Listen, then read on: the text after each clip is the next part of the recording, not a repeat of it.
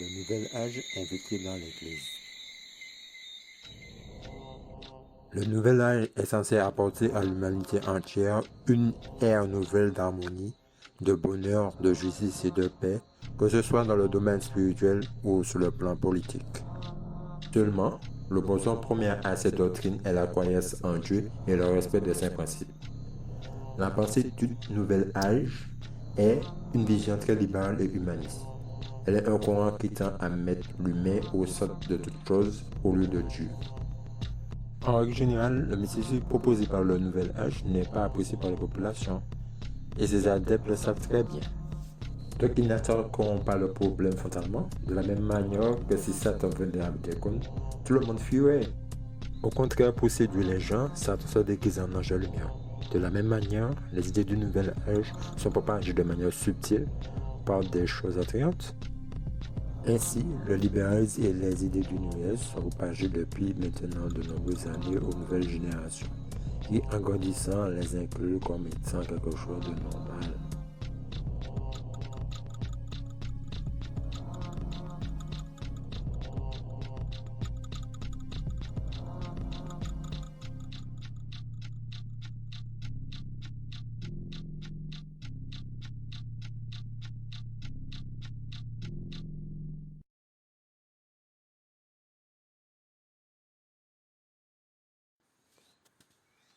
Concepts et doctrines. Le conflit qui existe aujourd'hui entre toute forme de croyance et le Nouvel Âge, c'est que le Nouvel Âge véhicule un message totalement libéral. De manière naturelle, l'être humain sait qu'il a des limites à ne pas dépasser. Les hommes sont fondés par des codes moraux que nous retrouvons dans la vie de millions de gens de confessions ou croyances diverses. Ces codes moraux ont été résumés dans la Bible à travers les 10 commandements. Nous savons tous, par exemple, que c'est une mauvaise chose de tuer, de voler ou de faire du mal à autrui. Ces valeurs sont en réalité inscrites dans le cœur de chaque être humain. Ces codes régissent et encadrent chaque être humain à respecter une limite morale à ne pas franchir. Ainsi, nous avons tous grandi avec plus ou moins la pensée des 10 commandements dans notre cœur. De manière naturelle, si vous avez été élevé dans un environnement où tuer est une faute, vous serez scandalisé en voyant la pratique de ceux qui commettent de tels actes. Pourquoi ? Parce que le code moral inscrit dans votre cœur ne reconnaît pas cet acte comme quelque chose de bon. Le nouvel âge veut passer au-delà de ces règles.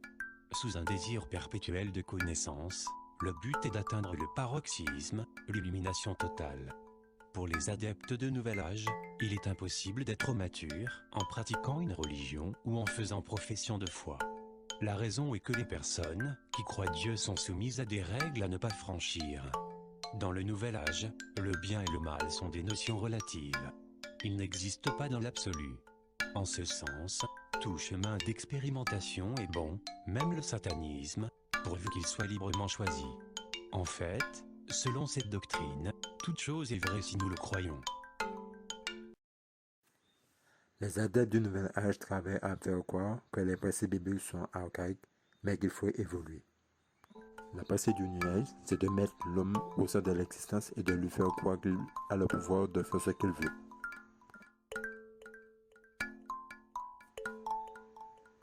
Vous êtes libre, vous avez le pouvoir, vous pouvez impacter.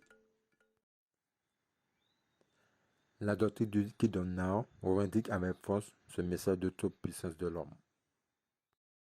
Prophétisez que vos enfants, même depuis le berceau commencé, que vos enfants proclameront les oracles de l'Éternel, qu'ils iront de terre en terre et de nation en nation, qu'ils seront à la tête, qu'ils seront chefs de gouvernement, que la sagesse de Dieu sera sur leur vie. Je crois que nous sommes tous appelés à prophétiser. Et je vais vous dire ce que c'est que prophétiser. Prophétiser, c'est proclamer. Nous ne sommes pas tous appelés, à moins que nous ayons un don prophétique, pour aller voir quelqu'un, un frère, une sœur, ou quelqu'un d'un converti dans le monde, et pour lui dire, oh toi, je vois que dans ta vie, il y a ceci ou cela. Moi, je ne parle pas de ce genre de prophétie. Je vous dis, nous sommes tous appelés à prophétiser, parce qu'il y a de la puissance dans la prophétie, et la prophétie dont je parle, c'est une proclamation. En fait, nous sommes tous appelés à prophétiser sur nos situations. Vous êtes le prophète de votre vie. Alléluia. Vous n'êtes pas le prophète de la vie des autres. Hein? Vous n'êtes pas en train de faire l'inventaire. Dieu ne vous appelle pas à faire l'inventaire de tout ce qui ne va pas dans la vie de votre voisin. Mais par contre, Dieu vous appelle à être le prophète de votre propre vie et à prophétiser et à proclamer la parole de Dieu sur vos vies et sur vos situations. Est-ce que vous m'entendez ce soir? Je prie que vous m'entendiez. Je prie que vous entendiez la voix de l'Éternel vous parler. Parce que beaucoup de personnes, vous êtes là ici, vous avez des problèmes. Vous venez peut-être à l'imposition des mains, mais vous ne faites pas ce que Dieu vous demande. Mais lorsque vous allez commencer à faire fermement, avec stabilité, avec persévérance, ce que Dieu vous demande, et ce que je suis en train de vous dire donc, vous allez voir du changement. Ça va prendre 1 mois, ça va prendre 2 mois, ça va prendre 3 mois ou ça va prendre 6 mois. Mais il y a une puissance dans votre bouche parce que la Bible dit que la vie et la mort sont au pouvoir de votre langue. Votre langue peut tuer et votre langue peut donner la vie. Vous avez le droit d'interdire à la mort de vous toucher. Vous avez le droit d'ordonner à la vie d'entrer dans votre vie. Il y a la vie et la mort au pouvoir de votre langue. Votre langue a du pouvoir. Votre langue a de la puissance. Vous devez façonner votre monde avec vos paroles. Vous devez modeler votre monde avec vos mots. Vous faites de votre monde ce que vous voulez avec vos paroles. C'est la puissance que Dieu nous a donnée. Maintenant, c'est la... Soyez les prophètes de votre vie. Prophétisez sur votre avenir. Prophétisez sur votre mariage. Prophétisez sur votre vie. Alléluia. Prophétisez ce que vous voulez. Comprenez? Il n'y a pas plus simple, mais il faut le faire. Ossements desséchés, écoute la parole de l'Éternel. Ainsi parle le Seigneur l'Éternel à ses eaux. Voici, je vais faire entrer en vous un esprit. Qu'est-ce que vous devez dire à vos situations? Voici, l'Esprit de Dieu entre dans ma situation. La vie de Dieu entre dans mon corps. La vie de Dieu entre dans mes finances. L'abondance de Dieu entre. Etc., etc., etc. Est-ce que vous comprenez? Prenez un livre, prenez un cahier, écrivez ce que vous voulez dans ce cahier. Et le matin, lorsque vous l'ouvrez, c'est pas difficile d'avoir des victoires en Dieu. Le matin, lorsque vous l'ouvrez, vous le déclarez, vous vous enfermez dans les toilettes, vous vous enfermez dans votre chambre, ou vous enfermez dans la salle de bain, ou vous allez tout seul dans le salon, mais vous prenez votre livre et vous dites ce que vous voulez. Le matin en vous levant et le soir en vous couchant. Faites ça 2 fois par jour. Vous allez voir en combien de temps votre montagne va être détruite. Alors le prophète Ézéchiel dit, je prophétisais alors selon l'ordre que j'avais reçu. Et comme je prophétisais, et comme je prophétisais, et comme je prophétisais, et comme je prophétisais, et comme je prophétisais, alors que j'étais en train de prophétiser, alors que je proclamais sans me décourager, alors que je restais ferme sur la parole de Dieu, alors que je persévérais en fonction, sans me préoccuper des circonstances et de ce qui se passait, de ce que je voyais, alors que je prophétisais, j'ai entendu un bruit. Ouh! Il y eut un bruit dans cette vallée morte d'ossements morts. Il y eut un bruit et voici il se fit un mouvement. Les os s'approchèrent les uns des autres. Je regardai et voici, il leur vint des nerfs, la chair crut tout ce qu'il avait prophétisé a commencé à s'accomplir. Alléluia! Et la chair vint, les nerfs vint, la peau couvrit par-dessus. Alléluia! Etc., etc. Et vous lirez toute la fin du chapitre. Et ce fut une grande armée. Et ce fut une armée redoutable qui s'est levée. Mes amis, vous êtes le prophète de votre vie. Vous façonnez votre monde par vos paroles. Dieu vous a donné sa parole puissante et surnaturelle. C'est cette même parole qui est là, qui a construit et qui a bâti le monde. Mettez votre foi dans la parole de Dieu et pratiquez la parole de Dieu et vous aurez ce que vous voudrez. Alléluia! Applaudissons le Seigneur ce soir. Il est extrêmement difficile de ne pas être effaré, atterré, lorsqu'on voit ce qu'on vient de voir. Les apôtres, dans le Nouveau Testament, n'avaient qu'un souci, qu'un message, Christ. Non seulement ils avaient renoncé eux-mêmes à leur propre vie, mais ils avaient aussi renoncé au monde et ils incitaient les chrétiens à en faire de même. Ils incitaient les chrétiens à être des voyageurs sur la terre, des citoyens du royaume des cieux. Ils n'aimaient pas le monde et tout tournait autour de Christ. Christ crucifié et ressuscité. Jamais on a entendu dans la Bible ce genre de langage totalement individualiste. Ça, c'est prêcher le chrétien, c'est pas prêcher Christ. Où est-ce que Christ a été prêché? Dans quel fragment vous avez pu entendre Christ être élevé, exalté? Ici, Christ est un simple serviteur. Je veux. Ce que je veux. Mais vous vous en rendez compte? Prophétisez ce que vous voulez et non pas ce que Dieu veut. Alors, on va reprendre les passages qui ont été cités parce que non seulement ces passages sont pris à tort et à travers, mais en plus, ils dénoncent eux-mêmes ce qui vient d'être dit.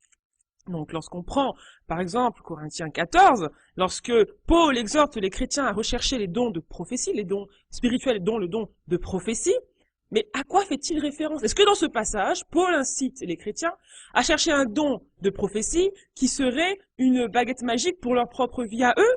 Mais non! Puisque dans ce passage, lorsqu'on lit, même à partir du verset 2, il parle de ceux qui parlent en langue, et il dit, oui, mais eux, personne ne les comprend parce qu'ils disent des mystères. Verset 3, mais celui qui prophétise, qu'est-ce qu'il fait celui qui prophétise selon Paul? Il édifie, il exhorte, il console. Qui? Les hommes par ses paroles. Il ne se console pas lui-même.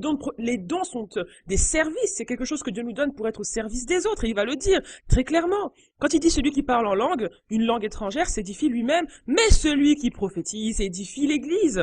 C'est pour ça qu'il dit plus loin que celui qui parle en langue est plus petit que celui qui prophétise. Puisque celui qui prophétise, il agit dans l'intérêt commun. Verset 5, je souhaite que vous parliez tous des langues, mais surtout que vous prophétisiez, car celui qui prophétise est plus grand que celui qui parle des langues, à moins qu'il ne les interprète afin que l'Église en reçoive l'édification.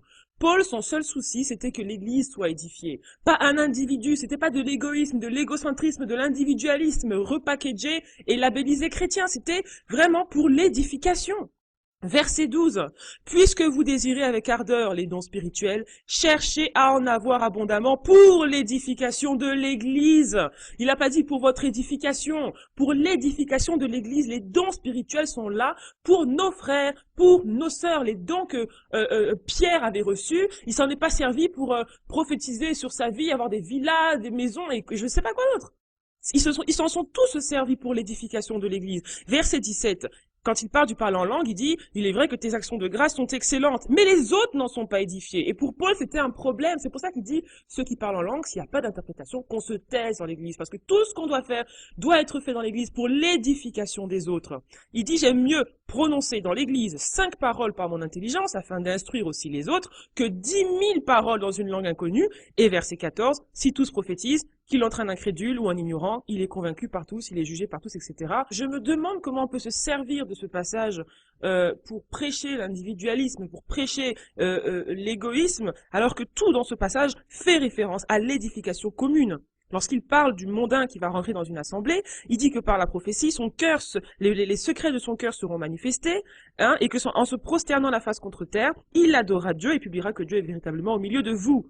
Vous voyez, il parle de l'édification, mais il va le dire plus clairement au verset 26. Que faut-il donc faire lorsque vous vous assemblez? Chacun a-t-il un cantique ou une instruction, une langue étrangère, une révélation, une interprétation? Que tout se fasse pour l'édification. Le nouvel âge est une idéologie qui infecte en profondeur les milieux maçonniques des plus hauts degrés. C'est un vrai culte à l'homme et à l'idolâtrie. On peut faire le lien entre l'événement qui s'est déroulé à la chute de l'homme, au Jardin d'Éden, et le concept du nouvel âge. Satan s'était présenté à la femme, lui faisant croire que Dieu lui prive des plaisirs de la vie, le plaisir d'avoir la connaissance sur toute chose. Aujourd'hui, cette mouvance propage que l'appartenance à une foi en Dieu nous empêche de connaître les plaisirs et la connaissance du monde, car Dieu serait méchant, puisqu'il a mis des interdits. Cette manière de voir les choses est très courante dans les philosophies et dans la franc-maçonnerie. Les pensées du Nouvel Âge se retrouvent également dans les concepts francs-maçonniques. Les protagonistes du Nouvel Âge ont un objectif, tuer l'idée de la soumission et de la souveraineté de Dieu, mais aussi de créer un monde où tous les habitants pensent d'une seule manière. Cette pensée unique que souhaite instaurer cette mouvance, c'est une liberté dans toute chose, plus d'interdits, plus de restrictions, tout est permis. Or, une telle théorie ne serait jamais acceptée pleinement. Qui pourrait accepter la légalisation de la pédophilie? Pourtant, il y a quelques années encore, personne n'aurait pu prédire que le mariage homosexuel serait légalisé. Mais c'est aussi au nom des principes d'égalité et de liberté que je reprends la proposition de faire droit pour tous au mariage et de donner là une nouvelle illustration des progrès de notre société. Ou encore qu'elle toucherait les églises. Personne n'aurait pu prévoir qu'il puisse avoir des actes pornographiques à la télé ou dans des dessins animés. Pourtant, tout cela est devenu normal aujourd'hui. Le Nouvel Âge détruit de manière très silencieuse les sociétés modernes. Elle détruit les valeurs morales des hommes. Pour cela, il s'emploie à diffuser une propagande qui prend plusieurs aspects, plusieurs sujets à travers les moyens de médias et de divertissement. David Spangler, ancien directeur des initiatives planétaires des Nations Unies, affirmait ceci: « Personne n'entrera au nouvel ordre mondial à moins qu'il fasse l'engagement d'adorer Lucifer. Personne n'entrera dans le Nouvel Âge sans subir une initiation luciférienne. » Cette initiation luciférienne s'opère pourtant sous nos yeux, depuis plusieurs années, sans que nous nous en rendons compte.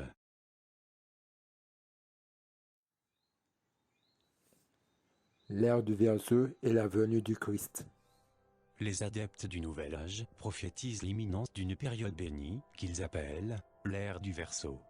L'ère du Verseau serait une étape de l'évolution de l'humanité. Elle consisterait à entrer dans une période et un contexte de paix totale. L'ère du Verseau serait donc un nouvel âge sur la Terre, qui devrait marquer une transformation des valeurs de l'humanité par l'avènement des valeurs spirituelles. Mais pour accepter ces valeurs spirituelles, il faudrait détruire les valeurs de Dieu.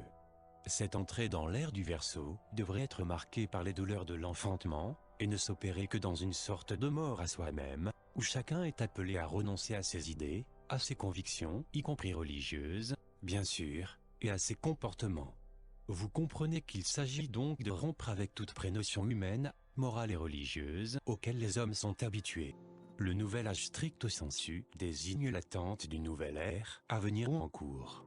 Ce millénarisme se distingue par le fait que le changement à venir ne serait ni abrupt, ni violent, ni même issu d'une force supérieure, mais qu'il nécessiterait la participation des êtres humains. Les hommes seraient donc les seuls maîtres de leur destinée, et c'est à eux d'agir. L'apparence de cette nouvelle ère est celle d'un monde de paix et de justice. Alice Bailey, l'une des fondatrices de ce mouvement, affirmait que cette ère serait inaugurée par le retour du Christ, qui instaurerait une religion mondiale et même un gouvernement mondial. Le Nouvel Âge tire ses préceptes des idées d'Alice Bailey. Cette dernière annonce le retour du Christ et lance l'idée de groupement dit de bonne volonté mondiale. Les pratiquants du New Age ont une tendance générale à rejeter les définitions qu'ils considèrent rigides ou doctrinales de Dieu.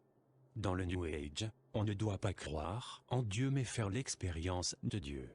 Ce dernier est plus souvent vu comme une force de vie que comme une personne. Avec la montée de l'humanisme séculier, l'homme se considère de plus en plus comme autonome, n'ayant aucunement besoin d'un Dieu suprême. En fait, il prétend être lui-même Dieu. Le cadre globalement moniste du Nouvel Âge laisse peu de place à un créateur qui se tiendrait en dehors de sa création. Avec la prétention d'être l'aboutissement de toutes les religions, le New Age se présente comme le summum de l'évolution spirituelle de l'humanité. Il serait un mouvement pour l'éveil de la conscience planétaire, dans le 3e millénaire, ère nouvelle d'accession de l'esprit humain à une dimension cosmique, spirituelle. Cette ère nouvelle doit également être marquée par le second avènement du Christ. Cependant, le Christ ne serait pas Jésus-Christ lui-même, mais une entité extra-humaine, qui serait descendue sur plusieurs maîtres spirituels. Le mouvement du Nouvel Âge est une croyance ancienne qui se base sur l'existence et le dévoilement du Maitreya, qui serait un mélange de toutes les figures importantes des grandes religions, Moïse, Jésus, Bouddha, Mahomet. Les activistes de ce mouvement s'appliquent à créer des conditions favorables à l'instauration d'un monde nouveau. Et selon cette croyance, le Maitreya serait alors la figure qui apporterait ce projet à son paroxysme. Plus clairement, le Maitreya s'incarne à chaque époque dans le corps d'homme. On le retrouve souvent décrit comme un maître de sagesse au même titre que Lao Tse, Bouddha, Mahomet, et donc Jésus. Les adeptes du Nouvel Âge attendent donc le dernier Christ, qui unifiera le monde entier sous un seul gouvernement, une seule religion. Cette personne serait ainsi le Maitreya. Le Nouvel s'attelle à dire qu'il s'agirait de la même personne attendue dans toutes les grandes religions, l'imam Mahdi, Jésus, le cinquième Bouddha. Ainsi, toutes les religions ne sont qu'une, mais lorsque le Maitreya apparaîtra, il amènera tout dans l'ordre. Confío en Buda. Creo en Dios. Creo en Jesucristo. Creo en Dios, Allah. Muchos piensan distinto, sienten distinto, buscan a Dios o encuentran a Dios de diversa manera. En esta multitud, en este abanico de religiones, hay una sola certeza que tenemos para todos. Todos somos hijos de Dios.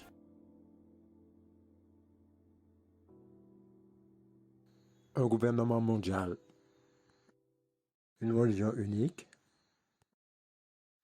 un seul chef.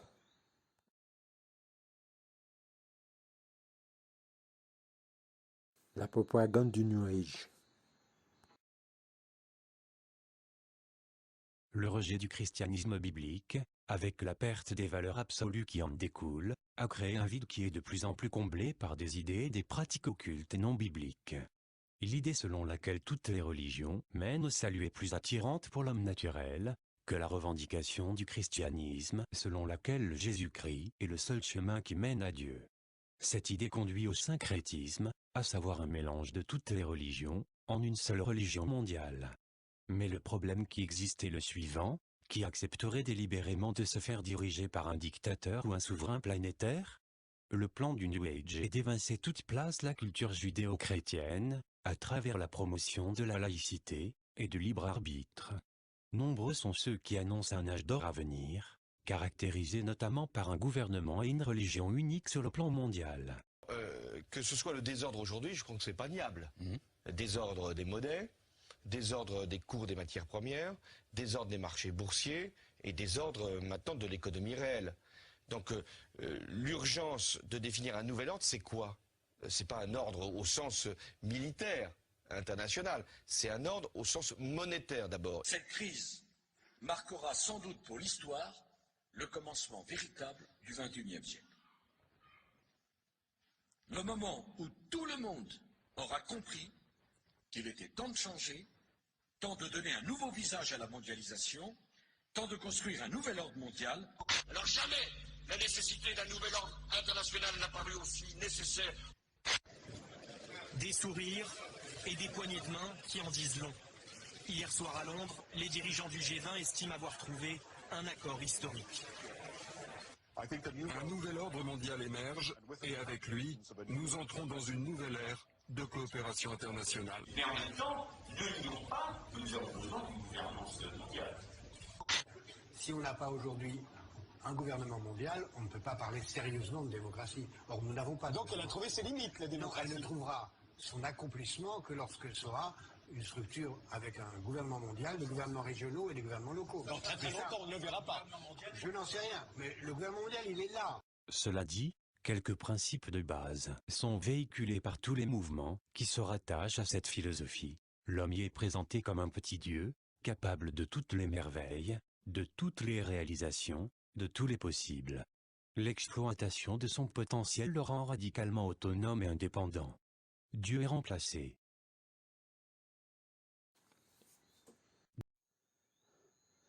Dans le New Age, on croit à la puissance de la nature et de l'univers. Le concept de la terre-mère, de Gaïa, tout est un. Vous dites quelque chose? Dans le New Age, tout est un, Nous sommes Dieu et Dieu est nous. L'univers est un avec nous, d'où les pratiques telles que le yoga. Ce mélange des références religieuses de toutes les traditions est bien aujourd'hui la potion magique habituelle aux divers groupements Nouvel Âge. Les adeptes du New Age sont initiés à des pratiques très occultes, sorties astrales, astrologie, médium. Le Nouvel Âge est incompatible avec la foi chrétienne. Elle considère en effet que la croyance limite l'homme car celui a été éduqué à la notion de bien et mal. Le bien et le mal sont deux extrêmes qui mettent des limites dans le raisonnement. Depuis plusieurs années, le nuage a infiltré les églises. Les traducteurs des nouvelles Bibles de notre époque ont commencé à modifier les messages de la Bible relatifs à la repentance et à la sanctification. Les mots repentance sont remplacés dans les versions Nouvelle Bible Seconde parole de vie. Le mot repentance est remplacé par changement radical, changement de vie, changement de comportement, ce qui n'est absolument pas la même chose avec repentance.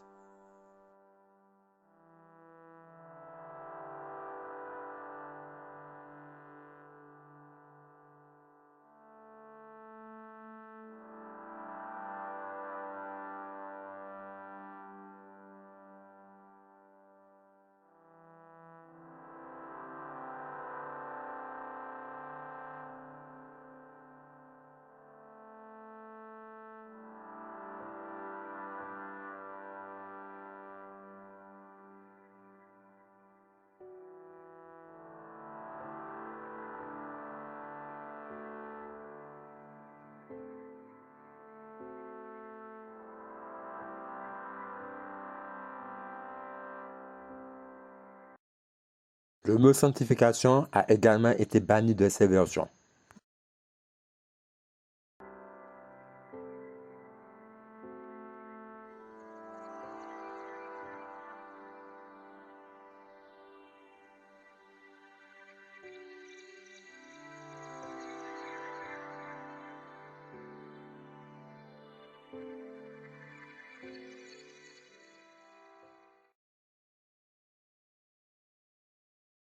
Ils ont changé les textes et leur sens. Ils font perdre à la sanctification et à la repentance leur poids et leur importance, alors que ce sont les principes fondamentaux à la foi au Messie. Cependant, certaines versions de la Bible restent encore authentiques aux Écritures. La Bible décrit par exemple beaucoup de choses qui sont bonnes et beaucoup de choses mauvaises qu'il ne faut pas pratiquer. Par exemple, la Bible condamne l'homosexualité, condamne l'avortement, la sexualité avant le mariage, la sorcellerie, et encore les rituels sataniques. Le Nouvel Âge va à contre-courant. Ce mouvement affirme que l'homme qui a une croyance est donc réduit à ne pas connaître toute l'étendue des richesses spirituelles. C'est pourquoi ce mouvement veut concrètement rééduquer les mentalités. Ils veulent briser les interdits que Dieu a établis, la banaliser. Pour cela, ils utilisent des moyens de propagande très modernes. Ils diffusent astucieusement leurs messages à travers les films, les musiques et tout autre moyen de distraction.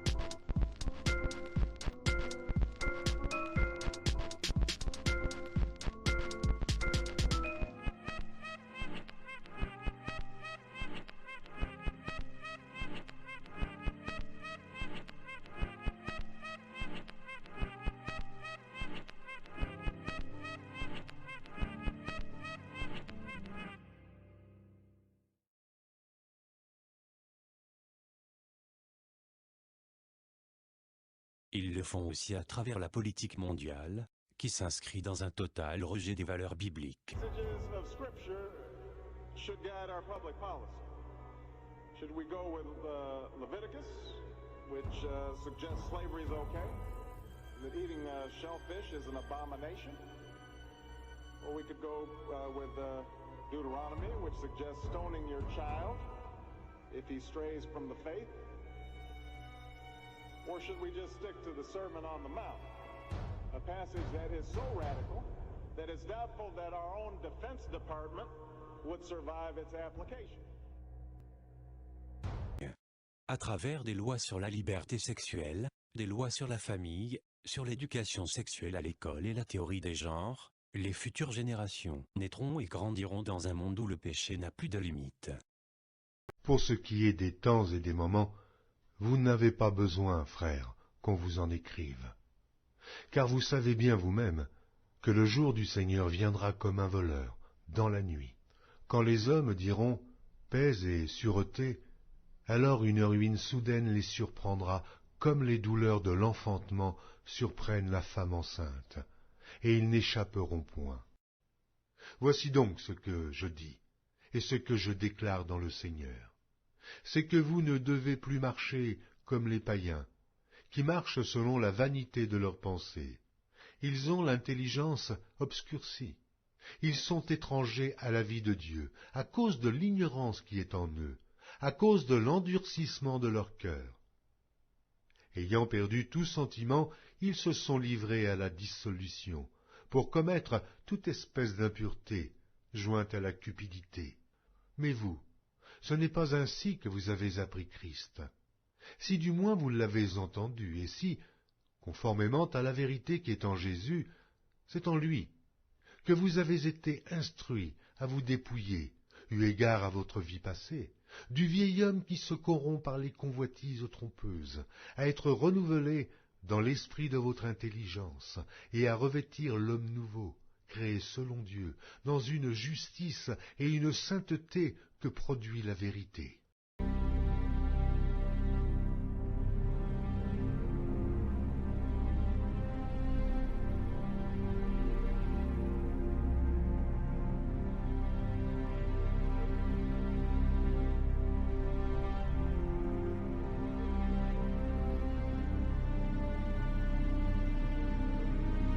Ce qui concerne la gouvernance mondiale, ce sera du moyen terme, c'est-à-dire 4 à 5 ans. S'il y avait une chose que je voudrais voir apparaître en 2025, c'est la chose politiquement la plus incorrecte à dire, c'est un gouvernement mondial. Aux États-Unis, à l'Europe, à l'ensemble des pays de la planète, de se doter d'une gouvernance mondiale dont nous voyons aujourd'hui qu'elle est essentielle pour résoudre les grands problèmes d'environnement. Et Barack Obama est engagé sur ces questions d'environnement. Il veut signer le protocole de Kyoto. Eh bien, nous avons besoin de cette gouvernance mondiale. European tour. The Democratic presidential hopeful laid out his vision for America's place in a new world order. La forza vivificante della sua luce ti incoraggia ad impegnarti nell'edificazione di un nuovo ordine mondiale fondato su giusti rapporti etici ed economici. Should guide our public policy. Should we go with Leviticus, which suggests slavery is okay? Eating shellfish is an abomination. Or we could go with Deuteronomy, which suggests stoning your child if he strays from the faith. Or should we just stick to the Sermon on the Mount, a passage that is so radical that it's doubtful that our own Defense Department would survive its application. En esta multitud, en este abanico de religiones, hay una sola certeza que tenemos para todos. Todos somos hijos de Dios.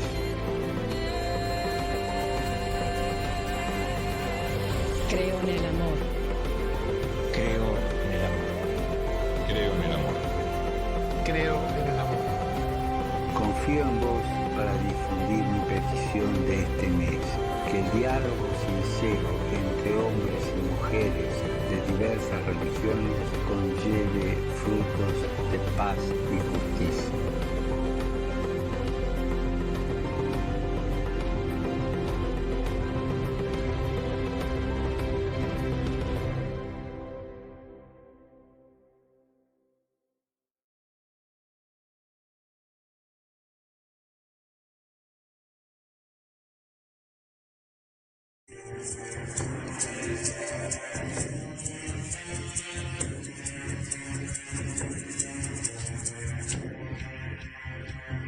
Séduction, fausse doctrine, loup ravisseur. Le Nouveau Testament est jalonné d'avertissements concernant la fin des temps.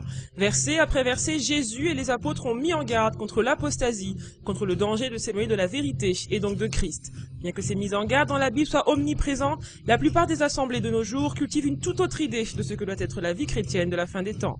Succès, réussite et argent, l'Église aujourd'hui aime le monde et ne s'en cache plus. Elle est prête à tout pour obtenir ce qu'elle désire. De la pensée positive à la parole de foi, plus rien ne l'arrête dans son élan, pas même l'origine New Age de ces doctrines. Prospérité, gloire et réussite, ou persécution, renoncement et sanctification, qu'est-ce que le véritable évangile? C'est ce que nous allons voir dans ce reportage.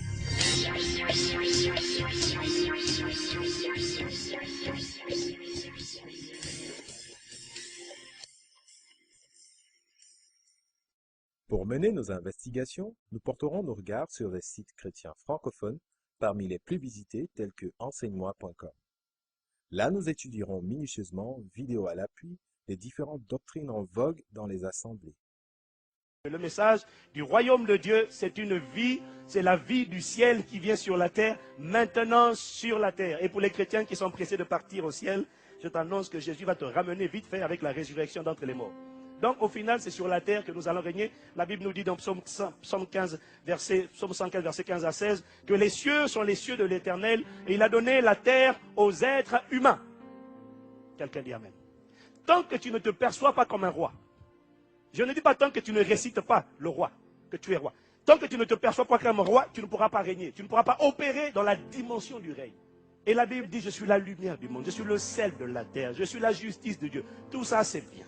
Et la Bible dit, je suis roi et que je règne. La Bible dit que c'est par l'abondance de la grâce et par le don de la justice que nous régnons dès maintenant dans cette vie avec Christ. Dis avec moi, je règne. Alors, le pasteur Yvan a fait dans cet extrait des affirmations les plus dangereuses qu'on puisse faire contre l'Évangile. C'est-à-dire, il empêche les chrétiens de désirer le royaume à venir.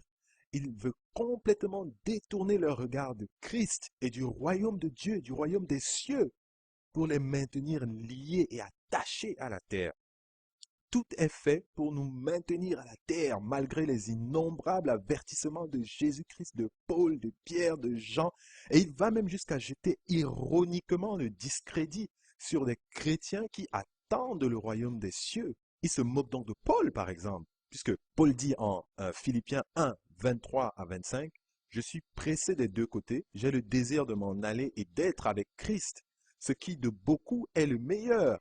Mais à cause de vous, il est nécessaire que je demeure dans la chair et je suis persuadé que je demeurerai et que je resterai avec vous pour votre avancement et pour votre joie dans la foi. » Pour lui, il voulait quitter cette terre et aller avec Christ, mais en même temps, il voulait rester parce qu'il voulait affermir les autres et non parce qu'il voulait régner et non parce qu'il avait une destinée de roi ou je ne sais quoi.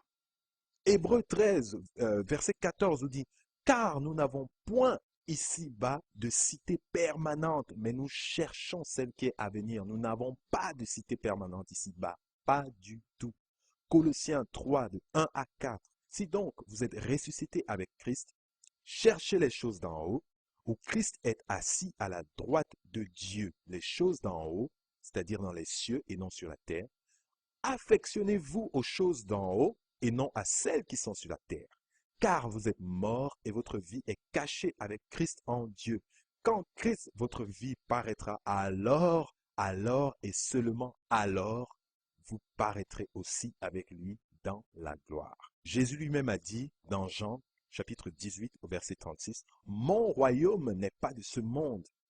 Si mon royaume était de ce monde, mes serviteurs auraient combattu pour moi, afin que je ne fusse pas livré aux Juifs. Mais maintenant, je vous dis, mon royaume n'est point d'ici-bas. » Alors, le royaume de Jésus n'est pas ici-bas, il l'a dit et redit. Mon royaume n'est pas ici-bas. Alors, si le royaume de Jésus n'est pas ici-bas, à qui appartient ce royaume? La Bible déclare en 1 Jean 5, verset 19, « Nous savons que nous sommes de Dieu et le monde entier est sous l'emprise du malin.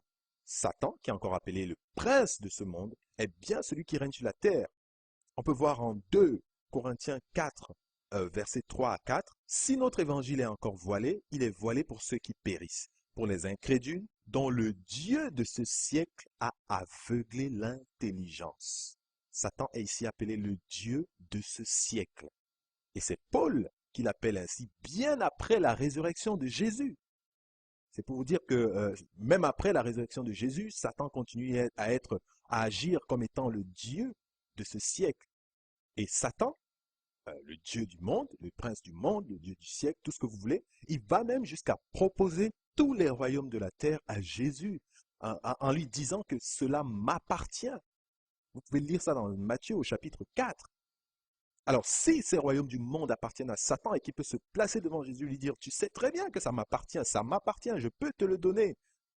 Alors, ça veut dire que ce n'est pas le nôtre. Ça confirme et ça reconfirme que ce n'est pas notre royaume. Et c'est la raison pour laquelle les chrétiens, à commencer par leur maître, c'est-à-dire Jésus, ensuite, en continuant avec les apôtres, les disciples, sont persécutés. Ils ont tous été persécutés, traqués de ville en ville, lapidés, torturés, décapités, crucifiés. Eux dont le monde n'était pas digne, comme Paul le dit en Hébreux, au chapitre 11, verset 38. Et c'est la raison pour laquelle Jésus encore a prophétisé à plusieurs reprises en disant qu'on nous traînera devant les tribunaux et que l'heure vient même où quiconque nous fera mourir croira rendre un culte à Dieu. Lisez le chapitre Matthieu, par exemple, Matthieu au chapitre 24. Et la parole dit encore, pour conclure en 1 Pierre, au chapitre 2, verset 11, que nous sommes des voyageurs sur cette terre. Alors, si nous sommes des voyageurs sur cette terre, c'est encore clair pour comprendre que ce n'est pas notre royaume, ce n'est pas le nôtre. Nous devons rechercher notre royaume. Et le royaume que nous devons rechercher est le royaume de Christ, est le royaume de Dieu, est le royaume des cieux, et c'est celui qui est à venir, et non ici-bas, et non maintenant, comme le pasteur Castano essaie de le faire croire dans cette vidéo.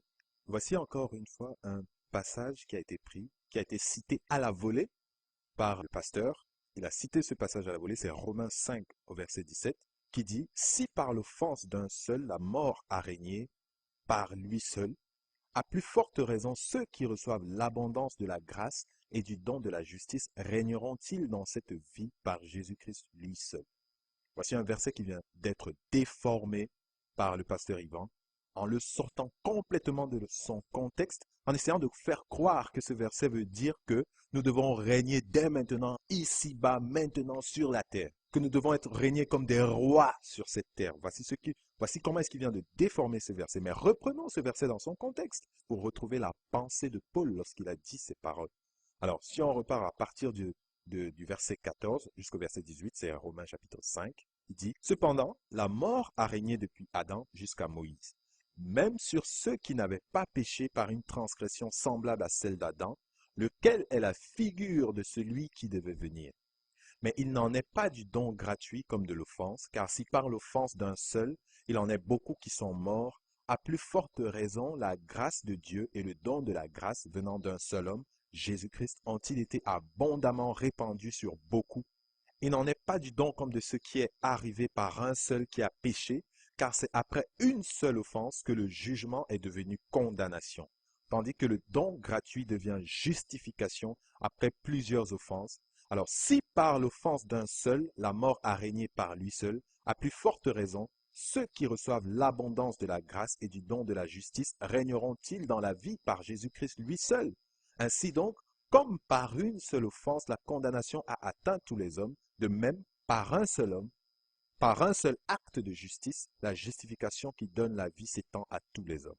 Paul, dans les chapitres 5, 6, 7, 8 de Romains, parle exclusivement de la loi et de la grâce. En relisant ce passage dans son intégralité, même tout le chapitre, on se rend compte que Paul, en fait, est en train de faire une analogie entre la mort et le péché, qui ont régné sur nous par l'offense d'Adam, et maintenant la grâce qui règne sur la mort et le péché en nous à travers le sacrifice de Jésus-Christ.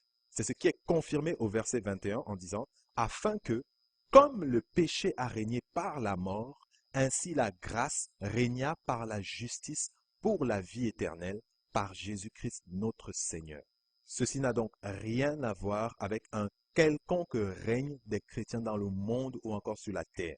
Mes frères, nous devons nous devons vraiment faire très attention à ce que nous écoutons. Car ce genre de doctrine, déjà, au lieu d'engendrer l'humilité, la simplicité, engendre plutôt l'avarice, la convoitise, l'arrogance, l'orgueil, l'amour de soi-même, l'égocentrisme. Nous allons prendre un peu quelques exemples de phrases que des pasteurs, des prophètes et tout ce que vous voulez, du Kingdom Now, ces gens chez qui, par exemple, le pasteur Yvan Castanou et tous les autres qui prêchent le royaume et du règne maintenant, ces pasteurs américains, c'est-à-dire, nous allons prendre un peu des exemples de leur doctrine, de ce qu'ils disent que les hommes sont. Par exemple, on prend Kenneth Hagin, il a dit, l'homme a été créé égal à Dieu et il peut se tenir dans la présence de Dieu sans aucune conscience d'infériorité. L'homme a vécu égal à Dieu et le croyant est appelé Christ. Et c'est ce que nous sommes Christ. Vous pouvez voir les références à l'écran. Kenneth Copeland a dit, la raison pour laquelle Dieu a créé Adam était son désir de se reproduire. Adam n'était pas un peu comme Dieu, il n'était pas presque comme Dieu, il n'était même pas soumis à Dieu. Il dit encore quelque part, tu n'as pas Dieu en toi, tu en es un. Et Maurice Cerullo qui dit, saviez-vous que dès le début des temps, tout le but de Dieu était de se reproduire? Et puis plus loin, il utilise un peu les mêmes phrases que le pasteur Yvan a donné plus tôt, en disant, regarde-moi, je suis un modèle parfait. Maurice Cerullo qui a utilisé ça, il dit, et en face de toi, mon frère, tu ne regardes pas à Maurice Cerullo, tu regardes à Dieu, tu regardes Jésus.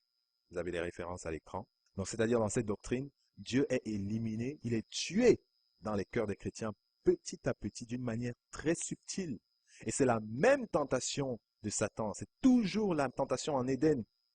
Satan a trompé l'homme en lui faisant croire qu'il deviendrait comme Dieu. En Genèse 3, versets 4 à 5. Alors le serpent dit à la femme, vous ne mourrez point, mais Dieu sait que le jour où vous en mangerez, vos yeux s'ouvriront et vous serez comme des dieux, connaissant le bien et le mal. Cette simple parole de la tentation de Satan en Éden suffit pour démontrer que Adam et Ève étaient très loin d'être comme Dieu, sinon ils ne les auraient pas tentés en leur disant « vous serez comme des dieux, vous serez comme Dieu ». Ça ne les aurait pas intéressés s'ils étaient déjà comme lui. Donc ils se sont laissés séduire en espérant posséder la même puissance que Dieu. Ils voulaient en réalité régner à la place de Dieu, ou alors du moins régner comme Dieu. Et ce sont les mêmes raisons, les mêmes qui ont précipité Satan hors du ciel. Ésaïe 14, versets 13 à 14. Tu disais en ton cœur, je monterai au ciel, j'élèverai mon trône au-dessus des étoiles de Dieu. Je m'assierai sur la montagne de l'assemblée, à l'extrémité du septentrion. Je monterai sur le sommet des nuées, je serai semblable au Très-Haut. Voilà les paroles de Satan. Et c'est Satan qui est le premier qui a toujours voulu régner à la place de Dieu jusqu'à présent. Ça continue jusqu'à présent. Et c'est pour ça qu'il est en train d'insérer cet évangile de la mort dans les cœurs des chrétiens à travers ces pasteurs qui les diffusent.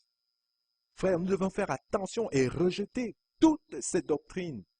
Elles sont complètement antichrist. Antichrist. Ce n'est pas l'évangile de Jésus-Christ. Je vais terminer en lisant Philippiens 3. Versets 18 à 21. Car il en est plusieurs qui marchent en ennemis de la croix de Christ. Je vous en ai souvent parlé et j'en parle encore maintenant en pleurant. Leur fin sera la perdition. Ils ont pour Dieu leur ventre, ils mettent leur gloire dans ce qui fait leur honte. Ils ne pensent qu'aux choses de la terre. Mais notre cité à nous est dans les cieux. Notre cité à nous, frères, est dans les cieux et non sur la terre, d'où nous attendons aussi comme sauveur le Seigneur Jésus-Christ qui transformera le corps de notre humiliation en le rendant semblable au corps de sa gloire. Frères et sœurs, voilà l'espérance que nous avons en tant que chrétiens, voilà l'espérance, voilà l'évangile de Jésus-Christ. Voilà l'évangile de Jésus-Christ, c'est à ça que nous sommes appelés. Nous sommes appelés à attendre le Seigneur, à nous sanctifier chaque jour, à enlever de nos pensées les choses de la terre pour être focalisés uniquement sur Christ, focalisés uniquement sur le ciel. Parce que c'est là qu'il y a les choses qui ne finissent pas, qui sont éternelles. La terre passe, il y a des catastrophes, des gens meurent, des accidents, toutes sortes de choses. Et Dieu frappe la terre à cause de son péché, du péché des hommes, depuis des siècles et des siècles. Il nous demande de nous repentir et de nous préparer parce qu'il revient comme un voleur. Et il veut que nous soyons prêts et saints et séparés. Séparés. Saint signifie séparer. Nous devons nous séparer du monde, séparer de toutes ces choses, car elles sont vouées à la perdition. Alors voilà ce qu'on pouvait dire pour cette vidéo. Vous devez d'abord commencer le travail au niveau de la pensée. Comment entrer dans une vie de succès, de réussite et de victoire? D'abord, il faut avoir les pensées appropriées. Ensuite, il faut avoir les paroles appropriées. Et enfin, il faut avoir les actes appropriés. Pensée, parole, action. Pensée, parole, action. Pensée positive, parler positif, agir positivement.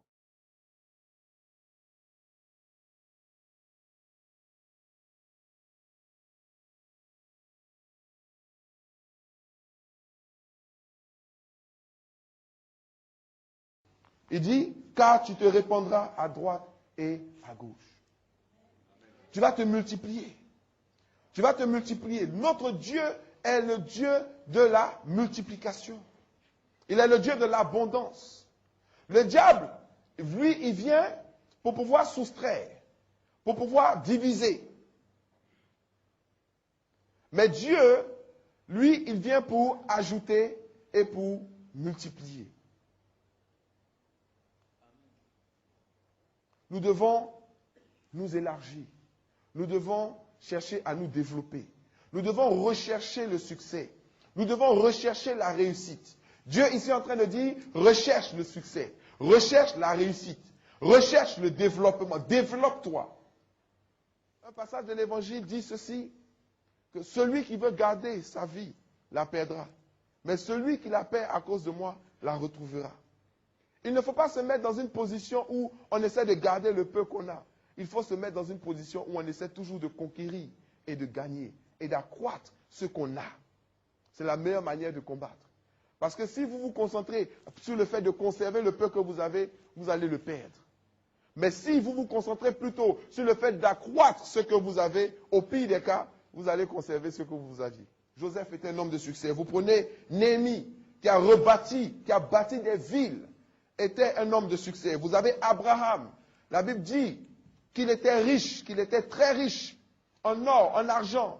Abraham était aussi puissant que des rois. Un individu, sa maison était aussi puissante que des royaumes, que des États. Abraham devait parcourir des kilomètres et des kilomètres dans sa propriété. Il avait des centaines d'esclaves, des centaines de personnes à son service. Abraham était riche, mais Abraham était néanmoins l'ami de Dieu. Vous avez l'apôtre Paul, qui était un homme qui a eu du succès, qui a eu de la réussite. Pourquoi? Parce qu'il a influencé toute l'Europe. Ils disent que la réussite n'est pas spirituelle. On pense que l'humilité égale pauvreté. Alors que les Écritures sont remplies de personnes qui ont du succès. Lorsque vous voyez la vie de Joseph, c'est quelqu'un qui a eu du succès. On l'a mis raison pour lesquelles beaucoup de personnes ne réussissent pas. La première raison, c'est que ces personnes-là se méfient du succès. Il y a beaucoup de personnes qui se méfient du succès. Ils se méfient de la réussite. Parce qu'on a enseigné à beaucoup de personnes que la réussite ou le succès ou l'argent était la racine de tous les maux. Et que ceux qui sont riches, ceux qui ont du succès, ou ceux qui prospèrent, sont des gens qui sont condamnés à aller en enfer.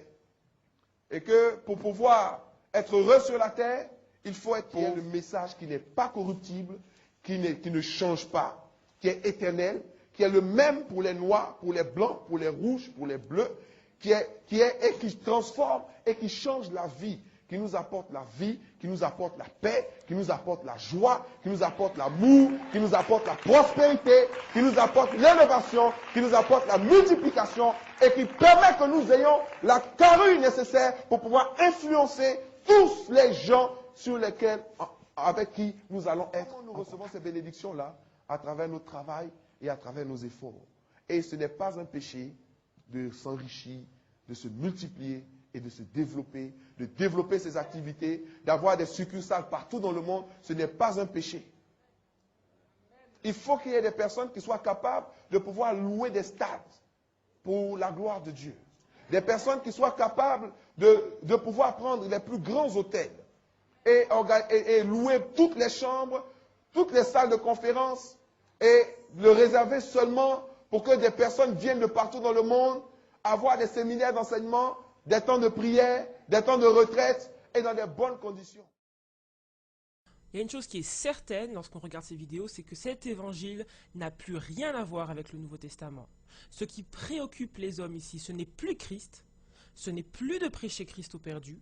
Ces personnes ne soupirent pas après la sainteté, après la volonté de Dieu, après le salut des hommes. Ce qui les intéresse, c'est ce qui intéresse les mondains, les perdus qui sont aveuglés par le prince de ce monde, c'est-à-dire le succès, l'élévation, la prospérité et autres vanités. Les chrétiens de la Bible n'ont pas recherché ces choses. Le chrétien réveillé en cette fin des temps est loin de désirer ces choses. Il se prépare à l'enlèvement, dans la prière, dans la sanctification. Il travaille à son salut avec crainte et tremblement, comme nous le demande la parole. Il regarde les choses du monde comme de la boue. Il a les yeux rivés sur Christ. Il sait que ce royaume de la terre n'est pas le sien et que ce qu'il sera n'a pas encore été manifesté.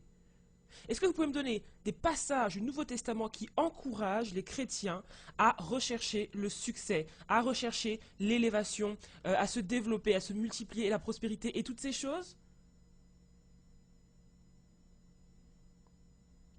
Quand Jésus a-t-il prêché que nous devions rechercher le succès? Est-ce que lui-même l'a recherché? Non. Est-ce que les apôtres ont recherché le succès? Non. Vous voyez, le langage de la parole de Dieu et celui de ses pasteurs sont deux choses totalement opposées. La Bible, elle, nous détache des choses de la terre et ses pasteurs, eux, font tout pour y attacher les gens.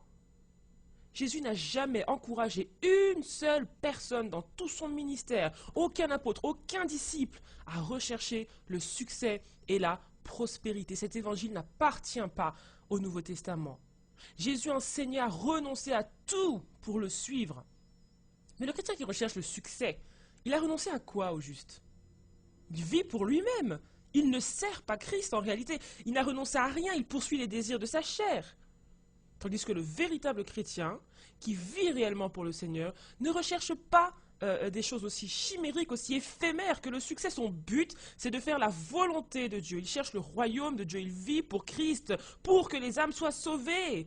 Pourquoi Paul vivait-il? Pourquoi les apôtres vivaient-ils? Ils avaient mis leur vie en hypothèque pour la parole de Dieu, pour l'évangile. Ils sont morts pour cela.